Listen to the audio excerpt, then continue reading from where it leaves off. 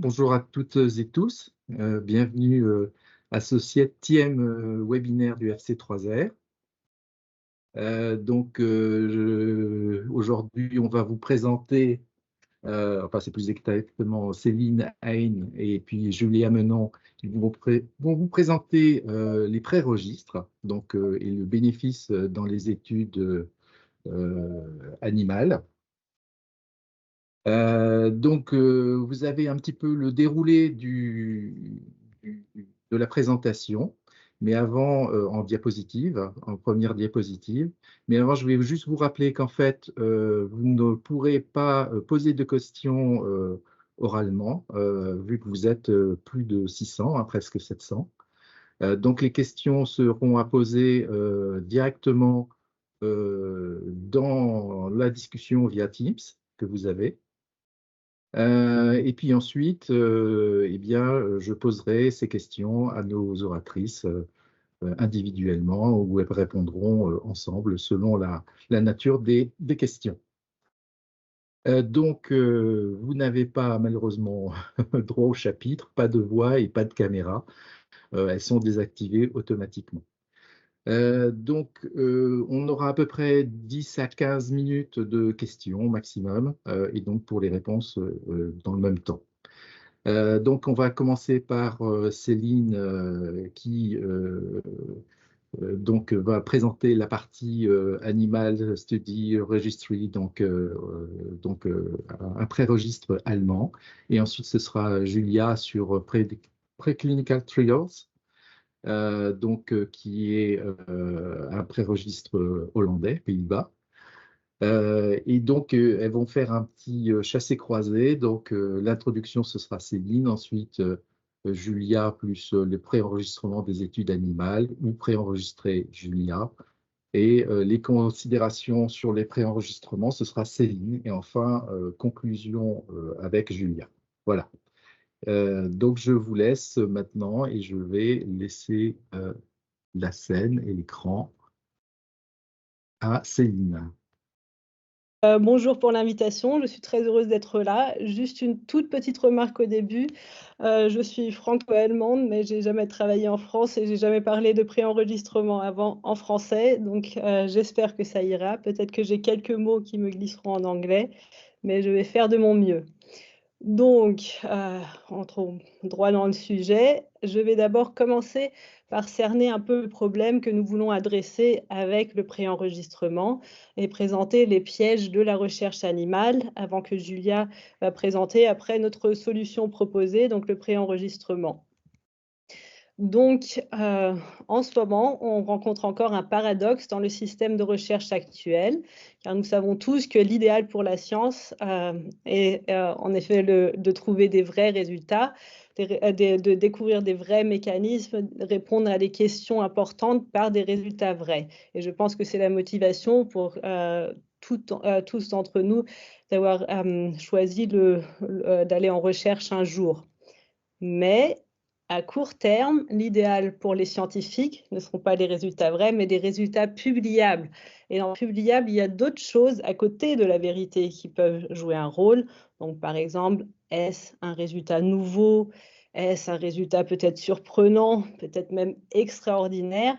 Mais est-ce que les résultats, au moins, sont significatifs? Et je veux vous montrer où cela nous a mené, donc droit dans le problème, c'est que maintenant on trouve une majorité de résultats significatifs. Et je veux montrer cela avec une étude, une méta-analyse de la recherche sur les AVC. Et c'est un exemple très frappant. Donc les auteurs ont regardé à plus de 500 études qui incluaient presque 20 000 animaux. Et toutes ces études ont investi plus ou moins la même chose. Donc, ils ont regardé, ils ont testé différents traitements et leur effet sur l'infarctus cérébral dans un modèle animal. Donc, le volume de l'infarctus cérébral. Et ce qu'ils ont trouvé, c'est que 98% des publications ont rapporté un résultat significatif. Donc, presque tous les traitements qui ont été testés auraient un effet bénéfique. Donc, je pense que, bon, bien sûr, cela pourrait être de bonnes nouvelles pour les patients, mais vous pouvez vous en douter que c'est trop beau pour être vrai et que malheureusement, ces promesses de l'étude préclinique ne se traduisent pas en essais cliniques. Donc ça, c'est une méta-analyse maintenant du côté aussi sur la recherche de l'AVC, mais du côté clinique. Ici, en premier, on voit encore les expérimentations animales. Oh, pardon. Je vais juste essayer de... Oui. Et à gauche, on voit encore un taux de positivité assez haut et on voit que plus on avance en essai clinique, que ce taux de positivité reste jusqu'à ce qu'il n'y ait presque plus rien qui reste. Donc, comment est-ce possible que pratiquement tout ce qu'on lit est positif, tout a l'air de marcher? Et là, je veux parler de 2 problèmes majeurs. Le premier, c'est les rapports sélectifs et le biais de publication. Et le deuxième, je vous montrerai après. Donc, d'abord, il faut dire toutes les études sont conduites et apportent un résultat, mais ces résultats n'ont pas la même chance d'être publiés. Donc, pas seulement tout le résultat de l'étude, mais aussi les résultats dans l'étude. Parce que nous savons que justement, les résultats positifs ont plus de chances d'être publiés, alors que les résultats négatifs souvent finissent au placard. Et là, on peut voir que c'est un problème parce qu'on n'a pas d'aperçu complet de l'état de la recherche en raison de ce biais de publication. Donc, si on pense que, par exemple, un traitement est testé dans 10 laboratoires différents et 9 fois, il ne montre pas d'effet et une fois, il montre un effet, et c'est juste cette étude qui est publiée, ça donnera bien sûr un aperçu déformé de l'état actuel de recherche. Et alors que ça, c'est vrai pour tous les domaines de recherche, ce biais de publication, c'est un problème éthique quand on vient aux études animales. Donc, on sait qu'il y a des études animales, des expériences sur les animaux qui sont conduites sans publication, donc sans bénéfice, sans gain de connaissances et donc sans justification. Et c'est difficile de vraiment quantifier combien d'expériences animales d'études animales sont conduites et pas publiées, mais il y a quand même 2 études qui ont essayé de le faire. Donc c'est une fois, les 2 ont utilisé une approche similaire. Donc ils ont regardé combien de protocoles d'études animales qui avaient déjà été autorisés, approuvés par les autorités, ont mené à la fin à au moins une publication. Et donc, on a vu en Allemagne, là, 2 centres universitaires médicaux qui avaient un taux de publication de 67%. Et une autre étude des Pays-Bas a montré quelque chose de similaire, donc un taux de publication de 60%. Et cette étude néerlandaise est allée encore un peu plus loin. Donc, ils ont demandé à la fin aux chercheurs qui n'ont pas publié leurs études quelles étaient les raisons pour non-publication. Et la première raison mentionnée, c'était des résultats négatifs, donc comme attendu. Et la deuxième raison, c'était des problèmes méthodologiques. Et je pense qu'on peut tous se mettre d'accord que ces 2 informations sont importantes pour le progrès scientifique. Donc, si vous planifiez une autre étude, vous voulez savoir est-ce que ça a déjà été testé et peut-être qu'il n'y avait pas d'effet, ou est-ce que quelque chose n'est pas possible méthodologiquement. Donc, on sait maintenant qu'il y a beaucoup d'études qui sont conduites, donc les études avec des résultats négatifs, qui n'entrent même pas dans la recherche publiée. Mais qu'en est-il des résultats qui sont publiés, qui sont positifs? Est-ce qu'il s'agit de vrais résultats positifs? Et malheureusement, nous pensons que ce n'est pas le cas, mais heureusement, la fraude, donc vraiment la manipulation mal intentionnée des données est rare, est très rare. Et donc, c'est pas pour ça qu'on pense qu'il y a un problème dans la recherche, mais il y a quelque chose entre la fraude et la bonne pratique scientifique, qu'on appellera ici les pratiques de recherche douteuses. Et je veux dire que les pratiques de recherche douteuses, contrairement à la fraude, ne sont pas mal intentionnées. C'est plutôt souvent de la méconnaissance de l'effet néfaste que ça a sur la recherche.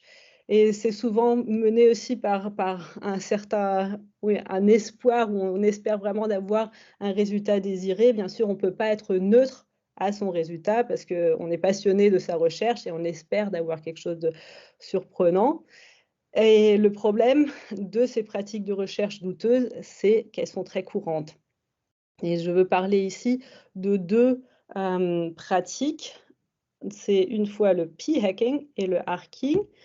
Donc le p-hacking veut dire qu'on utilise la flexibilité de l'analyse pour appuyer la valeur P sous le seuil magique des 0,05. Donc il y a beaucoup de possibilités de le faire. Je vais peut-être mentionner les plus courantes.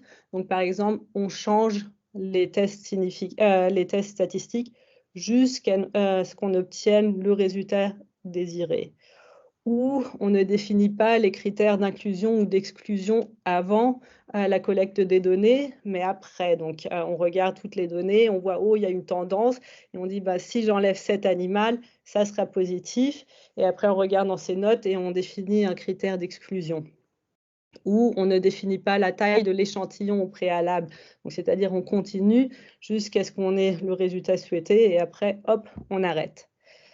Mais je pense que quand on pratique le p-hacking, on sait déjà, oui, c'est probablement pas juste. Mais il y a une deuxième pratique qui est beaucoup moins connue, c'est le arcing, donc hypothesizing after results are known. Et le arcing, j'aime bien l'expliquer avec une image. Donc, on a un tir à l'arc, on est devant une cible, on jette la cible et la cible frappe tout en haut dans la cible et on dit c'est exactement où je visais.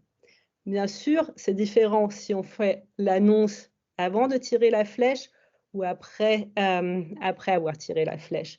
Et c'est la même chose en recherche. Là aussi, je prends un exemple peut-être de mon ancien domaine de recherche. Donc, on prend une arène, on place une souris au milieu, on met une caméra au-dessus, on la connecte à un système de pistage et on mesure la distance que la souris marche, la vitesse, combien de temps elle passe dans les coins, combien de temps au milieu, combien de fois elle se lève, combien de fois elle s'arrête, plein de variables.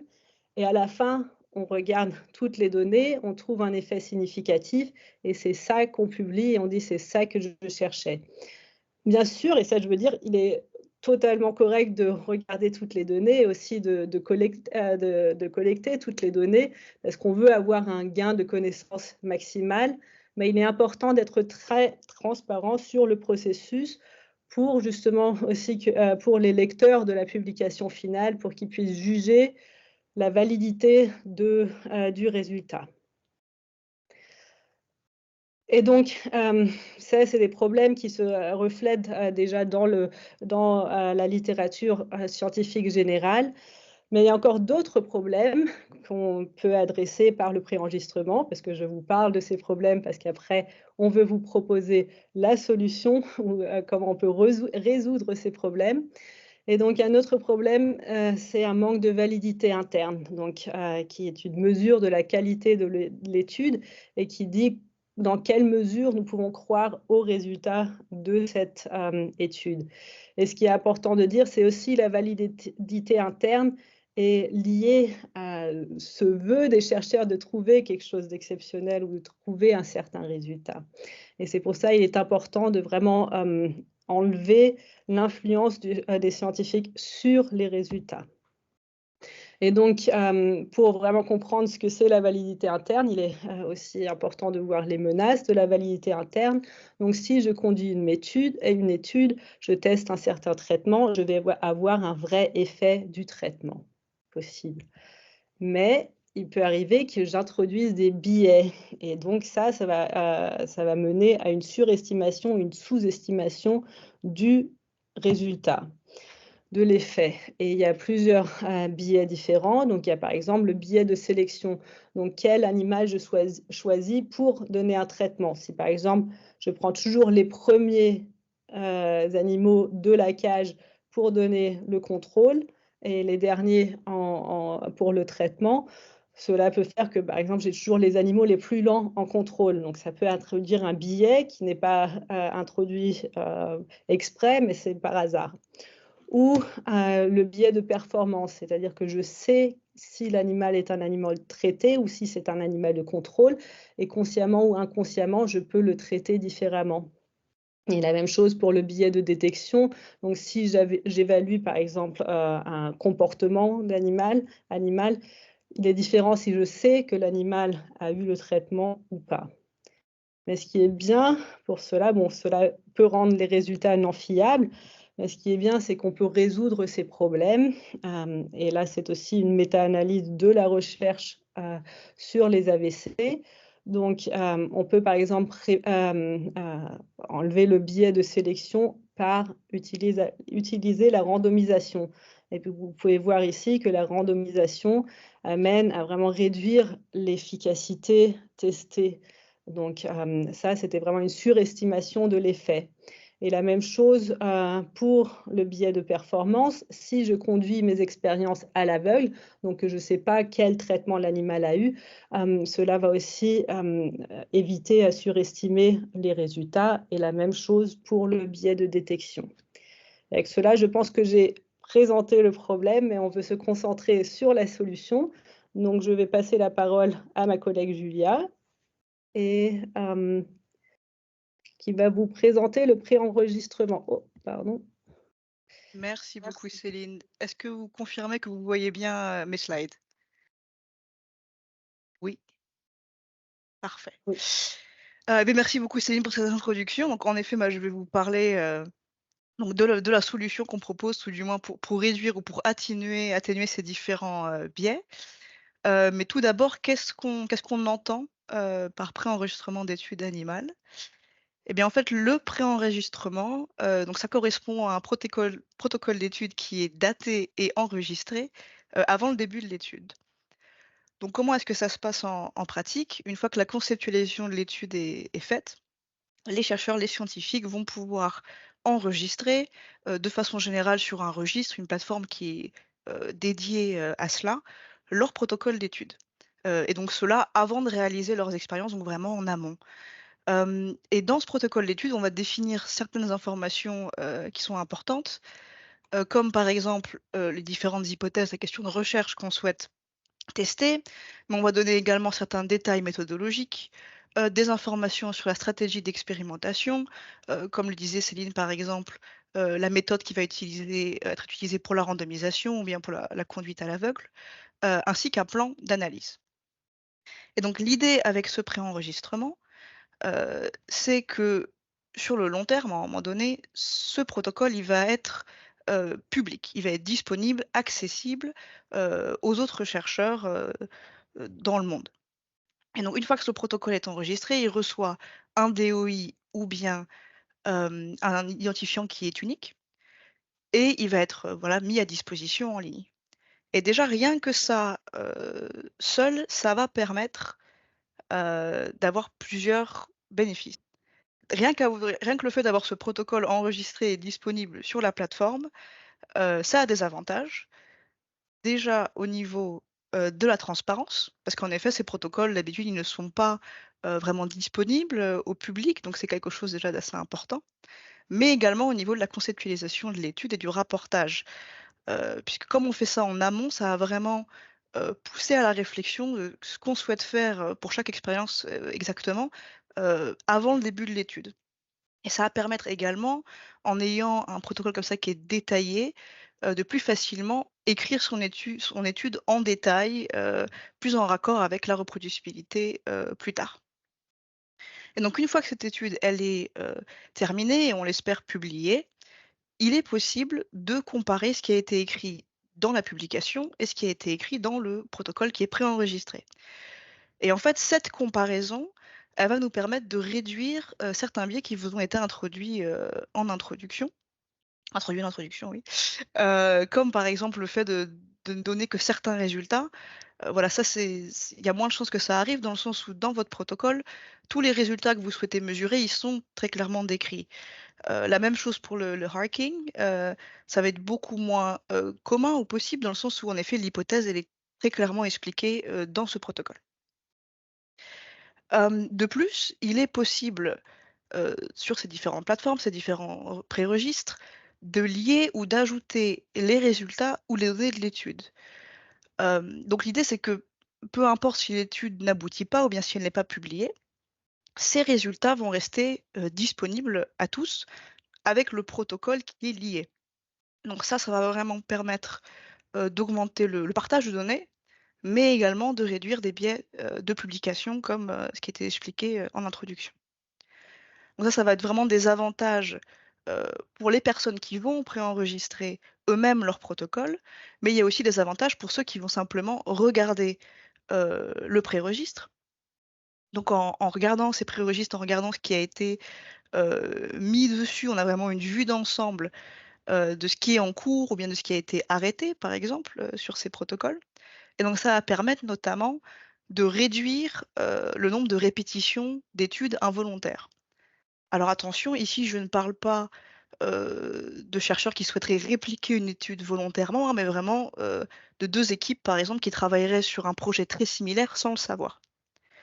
Ça va permettre également d'aider à leur reproductibilité, sachant que dans ces protocoles, c'est quand même décrit avec un certain niveau de détail qui n'est pas toujours présent dans les publications, donc ça va vraiment aider à ce niveau-là. En plus, pour les chercheurs, les scientifiques eux-mêmes, ça apporte quand même, je trouve, une démarche de transparence. Voilà, ça montre vraiment une ouverture à la science ouverte, justement, qui prouve une assez grande fiabilité, une assez grande intégrité en tout cas. Et donc, qui bénéficie de cette méthode du préenregistrement? Eh bien, il y a des bénéfices vraiment directs pour les chercheurs et les chercheuses, leurs collègues et les peer reviewers également, puisque ce genre de protocole enregistré peut être utilisé durant les process de peer review. Il y a des bénéfices qu'on indique semi-directs pour les revues scientifiques, les bailleurs de fonds et les instituts de recherche, puisqu'en effet, ça leur assure, entre guillemets, que ce qu'ils publient, ce qu'ils financent et ce qu'ils soutiennent essaye tout du moins d'être le plus transparent possible. Et si on pousse ça un peu plus loin, si on veut dézoomer un peu plus, on peut même considérer des bénéfices indirects pour les animaux, puisque un des buts du préenregistrement, c'est d'éviter cette duplication d'études non volontaires et donc de réduire le nombre d'animaux utilisés involontairement voilà. Mais également pour la société, si on veut vraiment dire ça comme ça, puisqu'on demande aujourd'hui de plus en plus des explications et de la transparence sur comment on utilise les animaux de laboratoire et leur devenir. Et donc le préenregistrement s'inscrit dans ce schéma-là de transparence. Le préenregistrement en tant que tel, en tant que méthode, c'est pas quelque chose vraiment de nouveau. Ça existe dans d'autres domaines depuis maintenant plusieurs décennies. C'est le cas par exemple dans la recherche clinique, où le préenregistrement est obligatoire depuis le début des années 2000. Je pense que vous êtes beaucoup à sûrement connaître ce préregistre, clinicaltrials.gov, qui est le plus grand préregistre d'études, d'essais cliniques dans le monde. Et donc depuis sa création dans les années 2000, il y a évidemment eu certaines études qui ont essayé d'évaluer voilà, l'effet du préenregistrement sur la qualité des recherches, mais aussi sur la transparence. Donc j'aimerais vous en montrer une en particulier qui est un bon exemple, je trouve. Cette étude de Kaplan et al., où ils ont regardé vraiment pour un échantillon d'essais cliniques, qu'est-ce qui avait été rapporté comme résultat avant le début de clinicaltrial.gov et après. Et en fait, ce qu'on voit ici, c'est que avant que le préenregistrement devienne obligatoire, on a majoritairement dans cet échantillon-là des résultats positifs et quelques résultats neutres. Et en fait, passé la barre de l'année 2000, où c'est devenu obligatoire, on a beaucoup plus de résultats neutres et même quelques résultats négatifs. Donc ça pousse vraiment à cette transparence de je vais rapporter ce qui a été trouvé et c'est tout. Donc c'est assez impressionnant sur la vue d'ensemble qu'on peut avoir voilà, de ces données de recherche. Alors en ce qui concerne la recherche animale, comparé à la recherche clinique, ça reste relativement nouveau, le fait de préenregistrer son protocole. Donc il n'y a pas encore d'études complètes qui regardent l'effet du préenregistrement sur les études animales. Cependant, mon équipe et l'équipe de Céline avons réalisé ensemble une étude pilote. pour regarder ça, pour regarder justement la qualité des manuscrits qui ont un protocole préenregistré. Et donc, ce qu'on a fait dans cette étude pilote, c'est qu'on a regardé, on a pris 3 groupes avec dans chacun des groupes 10 manuscrits. Et les 3 groupes sont tels que ceci. On avait un groupe de manuscrits qui ont un protocole préenregistré sur l'une de nos plateformes respectives. Et on a pris deux contrôles. Un groupe contrôle qui en fait, ce sont des personnes qui viennent de la même équipe que ce groupe-ci. C'est-à-dire ce qu'on voulait vérifier, c'était est-ce que le manuscrit est vraiment d'une meilleure qualité parce qu'il a été préenregistré, ou bien c'est simplement cette équipe euh, qui donne vraiment de l'intérêt à un rapportage de qualité. Et on a un autre contrôle qui est basé sur qu'on a appelé journal based, qui est vraiment basé sur la revue, c'est-à-dire que ce sont des manuscrits qui viennent de la même revue que ceux-ci, qui ont été publiés plus ou moins sur les mêmes années et qui utilisent le même modèle animal. Donc l'idée, c'était d'avoir des manuscrits qui auraient plus ou moins le même contenu. Et donc nous, ce qu'on a trouvé sur cette étude pilote, c'est qu'en effet, par rapport à la qualité de ce qui est écrit, le rapportage dans l'étude, eh bien, les manuscrits qui ont été préenregistrés ont une meilleure qualité. Donc ici, sur ce score entre 0 et 1, comme vous voyez, ils sont dans la catégorie bon, alors que les contrôles de la même revue sont plutôt moyens. Et on s'y attendait pas, mais les contrôles des mêmes équipes que ceux-ci sont également moyens. Donc évidemment, ce n'est qu'une étude pilote, on ne peut pas tirer de conclusions hâtives là-dessus, mais je trouve que c'est assez prometteur sur les potentiels effets que pourrait avoir le préenregistrement sur la recherche animale. Et donc évidemment, les recherches sur ce sujet continuent et on est occupé avec une plus grosse étude sur le même sujet qui est la continuité directe de cette étude pilote. Maintenant que vous en savez un petit peu plus sur le concept du préenregistrement, j'aimerais vous parler des endroits où on peut préenregistrer. Quels sont les préregistres? Comment est-ce que ça marche? Alors à l'heure actuelle, il n'y a pas énormément de registres, de plateformes où on peut préenregistrer son protocole. Il y a certains registres généraux. Je pense que le plus connu, c'est The Open Science Framework, que peut-être certains d'entre vous connaissent. Ce n'est absolument pas dédié à l'étude animale en particulier. On peut y enregistrer beaucoup de types d'études différents et dans différents domaines. Par rapport à la recherche animale en particulier, il n'y a que 2 préregistres qui existent à l'heure actuelle, pour lesquels Céline et moi-même travaillons. Donc Preclinical Trials of the EU, comme on vous le disait plus haut, qui est une initiative néerlandaise qui a commencé en 2018, donc ça reste quand même encore relativement récent. Et The Animal Study Registry, qui est une initiative allemande et qui a commencé en 2019, donc pareil, relativement assez récent. Maintenant, j'aimerais vous parler un peu plus de ces 2 préregistres, comment ils fonctionnent, comment ça marche en pratique pour que vous puissiez vous rendre compte de ce qui se passe. On va commencer avec preclinicaltrials.eu. Donc, notre plateforme, elle existe depuis 2018, comme je l'ai indiqué. Vous pouvez la voir ici, une image d'exemple à votre droite. Nous, on a une plateforme qui est subventionnée par le ministère de l'Agriculture néerlandais. Et la plateforme en elle-même, elle n'est pas dans le ministère, mais elle est protégée sur un serveur qui appartient à l'université d'Utrecht, aux Pays-Bas, là où nous sommes basés. Cette plateforme en tant que telle, elle va accéder à tout type de recherche, que ce soit de la recherche fondamentale, appliquée, des essais précliniques, que ce soit de la recherche biomédicale, de la recherche vétérinaire. Et on va accéder à tout type d'animaux. En fait, tant que c'est l'animal qui reçoit une certaine procédure ou une certaine intervention, l'étude peut être enregistrée chez nous.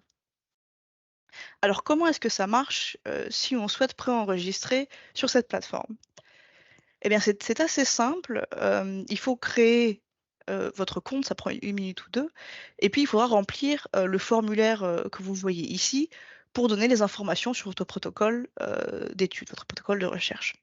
Alors, comme vous pouvez le voir ici, on a plusieurs onglets, avec le deuxième onglet Study Design qui est le plus important, je dirais. Et ce formulaire, il est vraiment axé sur la méthodologie, et il est conforme aux directives, aux guidelines Arrive. Donc vraiment, si vous le remplissez de façon complète, si vous voulez, ça va vraiment vous aider sur le long terme à être conforme à Arrive dans vos manuscrits.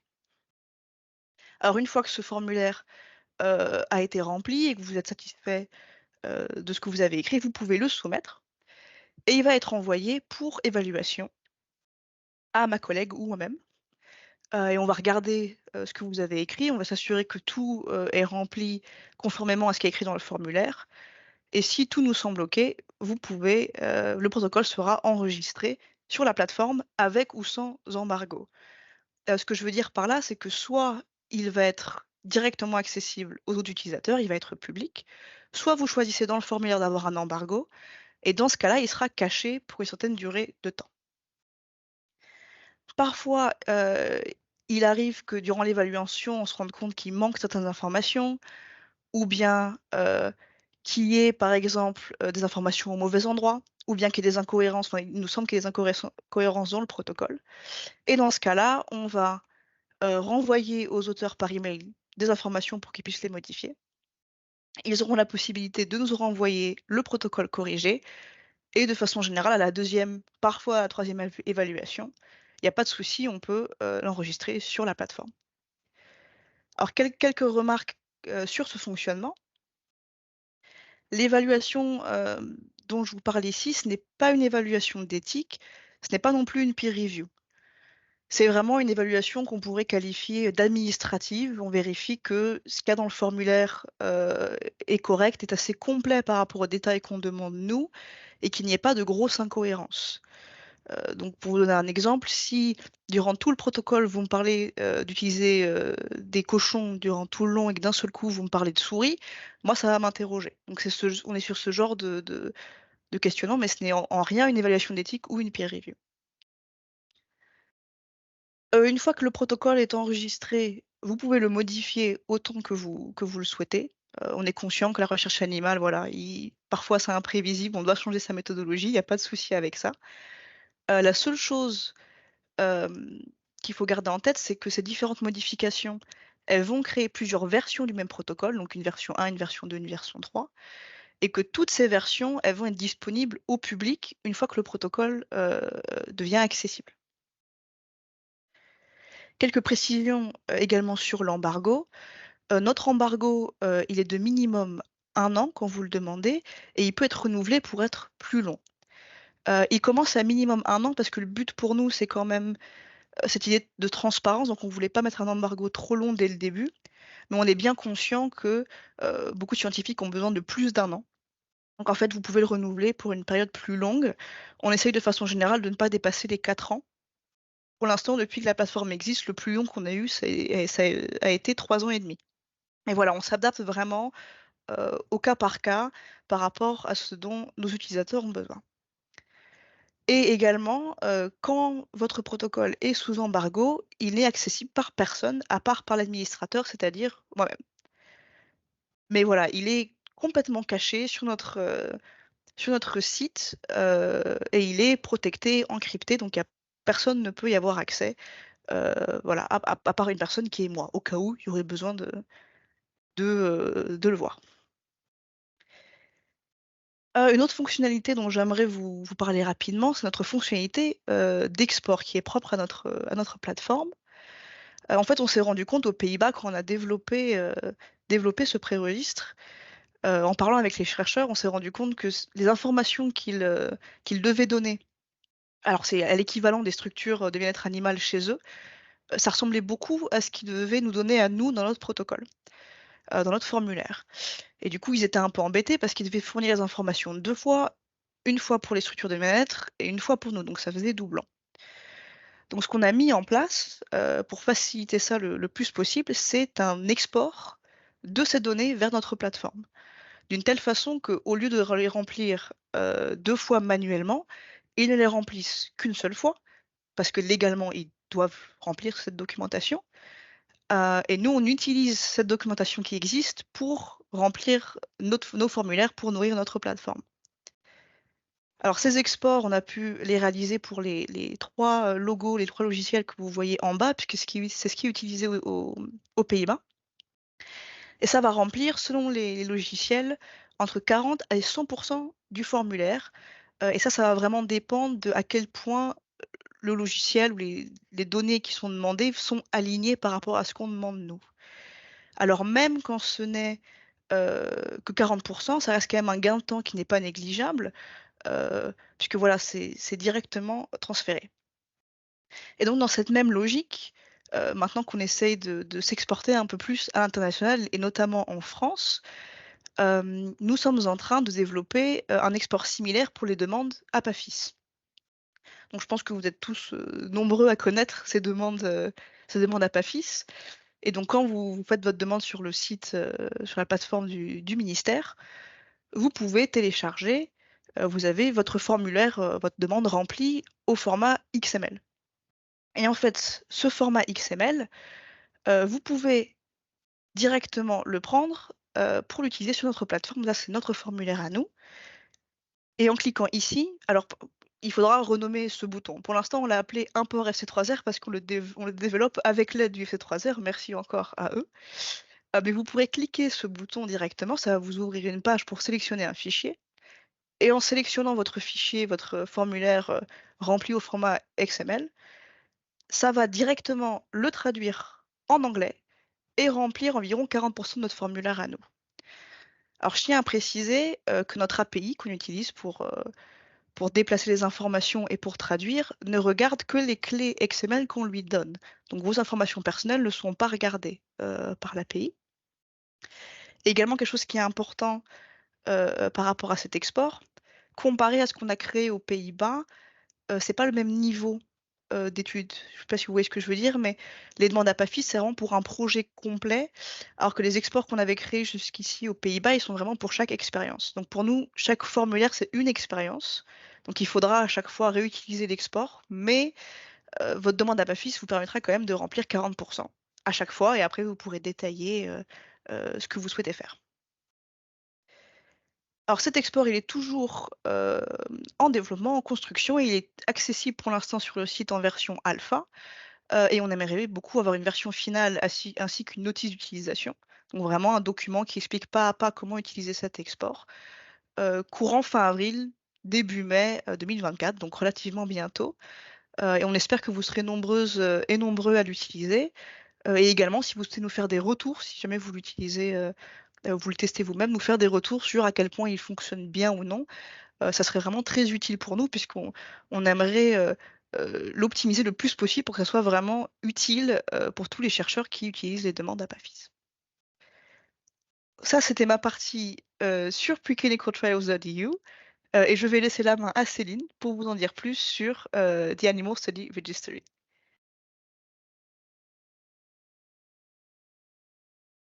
Mon microphone. Merci Julia. Donc moi maintenant je vais vous présenter la plateforme animalstudyregistry.org. Donc je vous invite à tous à jeter un coup d'œil sur le site. C'est gratuit, c'est ouvert au monde entier. Vous pouvez, là je vous ai mis un code QR et vous pouvez regarder aussi peut-être les préenregistrements qui sont déjà sur le site. Vous n'avez pas besoin de créer de compte pour regarder ce qui a déjà été enregistré. Vous avez seulement besoin de créer un compte si vous voulez préenregistrer une étude vous-même. Et donc, qui on est en ligne depuis janvier 2019. On est une initiative de l'Institut fédéral allemand de l'évaluation du risque. Donc, c'est une autorité fédérale relevant au ministère allemand de l'alimentation et de l'agriculture, ce qui nous met dans une situation privilégiée d'avoir un financement par les fonds de l'Institut. Et nous pouvons garantir avec cela aussi une sécurité informatique. Donc, tous les serveurs sont dans l'Institut et avec cela, ils doivent répondre aux normes de l'Office fédéral de la sécurité des technologies de l'information allemand. Donc, ce qui veut dire que, par exemple, on est testé régulièrement par des attaques fictives sur notre site et dès qu'il y aurait une faille de sécurité, on serait informé. Mais jusque-là, ça n'a jamais été le cas. Et donc, comment ça marche? C'est dès que vous avez une idée, vous pouvez entrer votre idée de projet dans notre formulaire. Après, vous pouvez soumettre ce formulaire. Vous n'avez pas besoin d'avoir peur d'appuyer le petit bouton Submit, parce qu'après, vous avez encore 2 semaines où vous pouvez changer le préenregistrement, ou même vous pouvez retirer l'étude si vous avez réfléchi. Et seulement après ces 2 semaines, l'étude sera automatiquement préenregistrée et aura un DOI. Donc, à partir de ce moment, le préenregistrement sera citable, mais il ne sera plus changeable.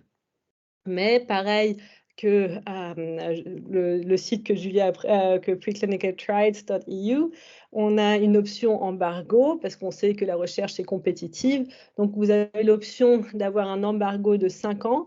Et pendant ce temps, l'étude est seulement visible avec le titre, l'institut où les expériences sont conduites et un petit résumé que vous-même pouvez décider combien d'informations vous voulez donner. Et vous pouvez ajouter aussi le nom de l'auteur pendant la période embargo, mais vous n'êtes pas obligé. Et nous savons aussi, bien sûr, que la recherche ne va jamais comme on l'avait planifié, donc il y a toujours des changements. Et pour cela, nous avons une option Update. Donc, à tout moment, vous pouvez ajouter à votre étude des petites notes où vous pouvez écrire n'importe quel changement. Et vous pouvez ajouter aussi toujours des documents. Donc, par exemple, au début, si vous faites un pré-enregistrement, mais vous n'avez pas encore toutes les informations, vous pouvez vraiment donner des informations minimales et après, vous ajoutez un document où il y a plus d'informations. Et ça sera muni d'une date aussi à chaque fois que vous avez un update. Et cette fonction est importante aussi parce que ça va vous aider à lier plus tard, à relier le préenregistrement avec votre résultat. Donc là, vous pouvez insérer tous les liens à des registres de données, à des publications, ou maintenant aussi, par exemple, si vous avez des résultats négatifs, à des short notes du FC3R, vous pouvez les insérer là par la fonction Update. Et comme ça donnera vraiment le processus de recherche en entier. Donc, vous serez transparent sur ce point. Donc là, je vous montre tout juste le formulaire. Donc, nous aussi, on a des informations générales, le study design, les méthodes statistiques animaux et à la fin, la soumission. Vous pouvez choisir l'embargo ou l'option de mettre le nom de l'auteur ou pas. Et nous aussi, on est conforme aux Guidelines Arrive. Donc là, vous aurez aussi toutes les informations qui seront importantes pour la publication. À la fin, elles seront toutes déjà dans le préenregistrement. Et dès que vous aurez enregistré une étude, vous commencez à écrire le formulaire, vous aurez une étude qui apparaîtra sur votre compte dans la liste de vos études, donc sous My Studies. Et ici, vous avez par exemple l'option de changer l'embargo. Vous pouvez ajouter le Update. Et ce qui est important aussi peut-être pour la recherche exploratoire, vous pouvez toujours copier votre étude et la sauvegarder sous un nouveau titre. Donc comme ça vous permet de ne pas toujours préenregistrer une énorme étude, mais vous pouvez enregistrer toujours des petites parts d'études et en enregistrer plusieurs, mais vous n'avez pas besoin d'ajouter toute l'information à chaque fois, mais vous pouvez reprendre les informations qui étaient déjà dedans et vous changez juste ce qui a changé. Et ce qui est important aussi, vous pouvez, même pendant l'embargo, vous pouvez imprimer votre étude ou en faire un document PDF. Et avec ce document, vous pouvez le soumettre aussi à un journal. Donc, pour le peer review, vous pouvez montrer « j'ai préenregistré mon étude ». Et cela peut donner aussi une certaine validité aussi à vos résultats. Et on a eu, par exemple, aussi l'expérience quand on a parlé à des éditeurs qui nous ont dit il y a déjà plusieurs journaux qui recommandent vraiment le pré-enregistrement d'études animales, mais qui n'ont pas encore eu beaucoup d'études, beaucoup de publications avec des études, avec des pré-enregistrements. Donc, ça peut peut-être vous donner aussi l'attention de l'éditeur pour au moins la première partie du peer review. Et avec cela, je pense qu'on a fait beaucoup de publicité, mais je sais que les scientifiques sont sceptiques. Donc, on veut parler aussi de quelques considérations. mais ça ne doit pas vous empêcher de poser des questions aussi à la fin, mais peut-être on répondra déjà aux craintes qu'on entend le plus souvent. Donc des choses comme je n'ai pas le temps pour ça, et si ma méthodologie change, pardon, et est-ce que valable pour mes recherches? J'ai peur qu'on me vole mes idées ou mes données personnelles. Combien ça coûte? Et je ne sais pas où commencer. Et là, je vais essayer de vous répondre à tout ça. Donc, pour le prix et combien ça coûte, c'est facile, c'est gratuit. Donc, aucun souci sur ce point-là. Après, le manque de temps, c'est vrai qu'en recherche, on n'a souvent pas le temps, il y a beaucoup de choses à faire, mais il faut dire que c'est du temps bien investi. C'est pas vraiment du temps en plus, parce que je pense, comme on est conforme à Arrive, ces informations, c'est vraiment du temps que d'habitude vous utilisez à la fin, que vous utilisez maintenant plus au début pour avoir toutes les informations prêtes. Et en plus, ça vous évite peut-être des erreurs courantes. Et comme ça vous fera gagner du temps aussi à la fin. Et donc, on est toutes les deux plateformes sont conformes à Arrive, mais avec les exports rapides maintenant depuis clinicaltrials.eu, avec Apafis, bien sûr, vous pouvez gagner encore plus de temps. Et pour les études exploratoires, qui bien sûr ne peuvent pas être planifiées de la même façon, on peut dire que, bien sûr, pas toute l'étude, peut-être pas 5 ans ou 3 ans que vous pouvez planifier, mais vous pouvez planifier correctement aussi des petites parties. Donc, je veux dire, vous n'avez pas besoin d'un préenregistrement égale une publication. Vous pouvez aussi avoir plusieurs préenregistrements et après avoir une publication. C'est gratuit, c'est flexible, donc vous pouvez en faire plusieurs. Et la flexibilité, donc oui, je crains d'être limitée dans ma recherche, dans ma liberté de recherche, puisqu'on peut toujours avoir des changements imprévus. Mais on est adapté pour ça, donc on peut toujours modifier le protocole. On l'a expliqué, là on a la fonction update, et preclinicaltrials.eu, vous avez aussi la possibilité d'avoir plusieurs versions et des modifications au projet avec explication. Et en ce qui concerne la sécurité et la propriété intellectuelle et la peur d'être vraiment doublé, ou des personnes qui volent les informations privées, je pense que là, vous n'avez pas besoin d'inquiétude, car on a toutes les deux la possibilité de l'embargo, et aussi avec la DOI et l'identifiant personnel, on peut vraiment montrer la date de l'idée de l'étude, et donc il n'y a aucune peur d'être doublé. Et pour l'aide et conseils, donc si vous pensez que c'est très complexe et que c'est difficile à commencer, vous n'avez pas besoin de vous inquiéter. Il y a beaucoup de conseils en ligne. Donc on a par exemple des documents FAQ. Dans preclinicaltrials.eu, on a aussi un document comment faire. Toutes les deux plateformes ont aussi des heures d'aide personnalisées. Donc, sur preclinicaltrials.eu, vous pouvez prendre rendez-vous sur un calendrier que vous trouverez sur le site. Et pour animalstudyregistry.org, on a une heure d'aide tous les mardis matin à 10h. Vous n'avez pas besoin de prendre rendez-vous. Le lien, vous le trouverez sur le site. Et si ça ne vous convient pas, vous pouvez aussi écrire un mail et on trouvera un autre rendez-vous. Et je pense que pour les deux plateformes, avec Julia, ensemble, toutes les deux, on a proposé, s'il y a par exemple des groupes de recherche qui veulent préenregistrer leurs études et encore beaucoup de questions pratiques, on pourrait faire aussi encore des webinaires après. Et donc, de quoi ai-je besoin pour préenregistrer? Une connexion Internet, car apparemment vous avez tous une idée d'étude, un compte sur le préregistre et un peu de temps. Et avec ça, je vais redonner la parole à Julia pour les mots de la fin. Merci. Merci beaucoup, Céline. Donc oui, en conclusion, j'espère que vous voyez tous mes slides de nouveau. De quoi est-ce qu'on a parlé aujourd'hui? On a commencé avec quelques pièges, quelques risques dans la recherche animale. On vous a parlé un petit peu de biais de rapportage, de biais de publication, de risques au niveau de la fiabilité et de la validité interne. On a vu ensemble que le préenregistrement était, était une des méthodes qui pouvait aider, qui pouvait atténuer ces biais. Donc on a vu ensemble que le préenregistrement, c'était le fait d'avoir son protocole d'étude enregistré avant le début de l'étude. C'est un protocole qui est daté très précisément. Et cette méthode, elle va permettre déjà de 1, d'encourager la publication de toutes les données qui sont obtenues et de les rendre publiques à tous, même si l'étude n'est pas publiée. Ça permet également de réduire certaines pratiques de recherche douteuses, on l'a vu comme le p-hacking ou le harking, mais également d'augmenter la reproductibilité, voilà, grâce à cette planification qui est minutieuse et d'avoir un rapportage qui est plus élevé.